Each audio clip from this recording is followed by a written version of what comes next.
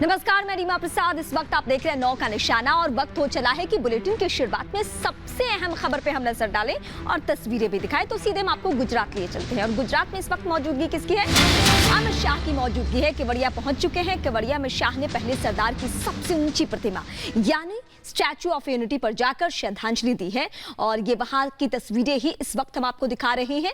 सरदार को शाह की श्रद्धांजलि की तस्वीरें और फिलहाल देखिए वो जगह जहां से हम सरदार को याद करते हैं, केवड़िया वो जगह, और वहां पे स्टैच्यू ऑफ यूनिटी के पास पहुंचे हुए हैं। यहाँ पे कार्यक्रम का आयोजन किया गया है और उस कार्यक्रम की तस्वीरें हम आप तक पहुंचा रही हैं।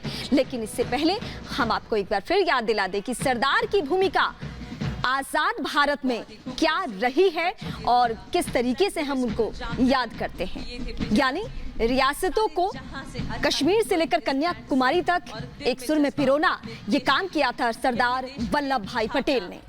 और आज यही वजह है कि जब भी हम अपने देश की एकजुटता को महसूस करते हैं तो हमें सबसे पहले पटेल याद आते हैं। और फिलहाल ये तस्वीरें दिखाने के साथ साथ पटेल की वो तमाम यादें भी हम आपसे साझा करेंगे। लेकिन फिलहाल गुजरात के केवड़िया में ये कार्यक्रम, सांस्कृतिक कार्यक्रम, और वहां पे मौजूदगी किसकी है? देश के गृह मंत्री अमित शाह और सरदार पटेल का भी वास्ता इसी मिट्टी से, इसी धरती से।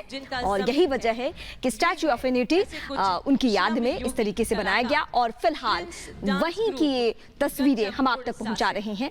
राष्ट्रीय एकता दिवस के तौर पे आज के दिन को हम मनाते हैं और देश के कोने कोने में सरदार पटेल को याद किया जा रहा है। क्योंकि गुजरात से उनका ताल्लुक है और गुजरात में हमने स्टैच्यू ऑफ यूनिटी पर जाकर दुनिया को भी, हम कह सकते हैं कि दुनिया को हमने ये संदेश दिया कि गुजरात के जन्मे, गुजरात की धरती के लाल की वजह से ये देश एक सुर में पिरोया हुआ है।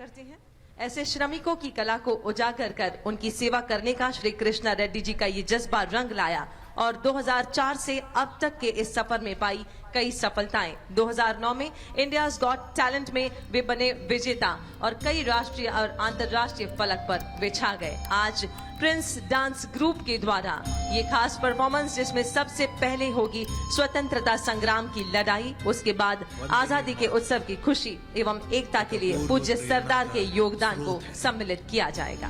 भारत के असंख्य लोगों को ब्रिटिश राज के निर्मम शासन से लड़ने की ताकत थी वंदे मातरम।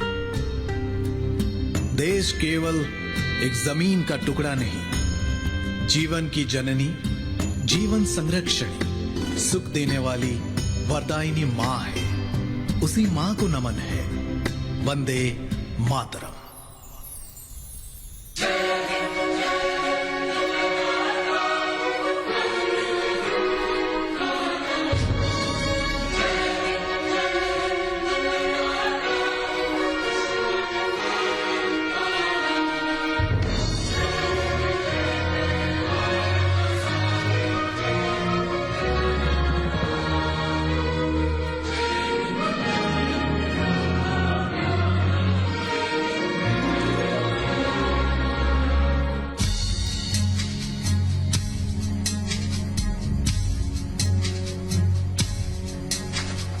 जागे हैं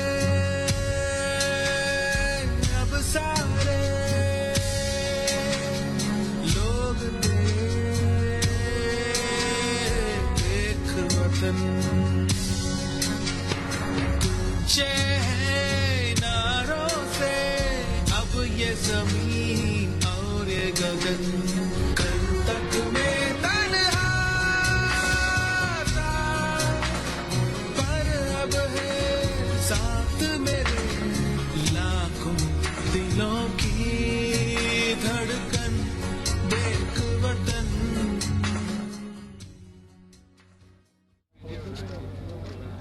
इस कार्यक्रम के संयोजक विधानसभा के माननीय सदस्य श्री शशांक वर्मा जी,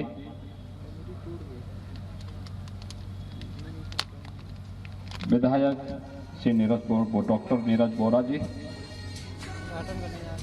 विधान परिषद के सदस्य श्री अवनीश सिंह जी, महापौर श्रीमती संयुक्ता भाटिया जी, प्रदेश सरकार के मुख्य सचिव समेत सभी वरिष्ठ प्रशासनिक अधिकारीगण, पटेल स्मारक समिति से जुड़े हुए सभी पदाधिकारीगण, उपस्थित भाइयों बहनों, आज पूरा देश स्वतंत्र भारत के एकता और अखंडता के शिल्पी सरदार वल्लभ भाई पटेल की 146वीं पावन जयंती के अवसर पर उन्हें विनम्र श्रद्धांजलि अर्पित कर रहा है। और ये हम सबका सौभाग्य है कि आजादी की अमृत महोत्सव वर्ष में भारत की एकता और अखंडता का यह महान सपूत को विनम्र श्रद्धांजलि अर्पित करने का सौभाग्य हम सबको प्राप्त हो रहा है।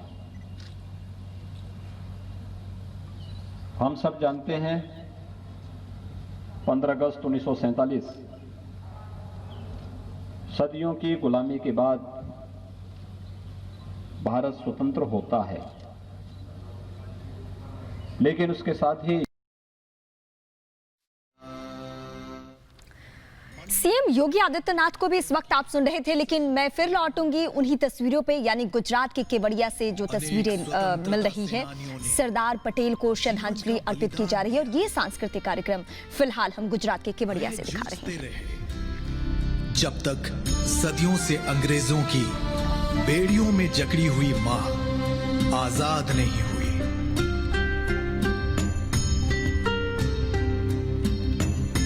और फिर आजाद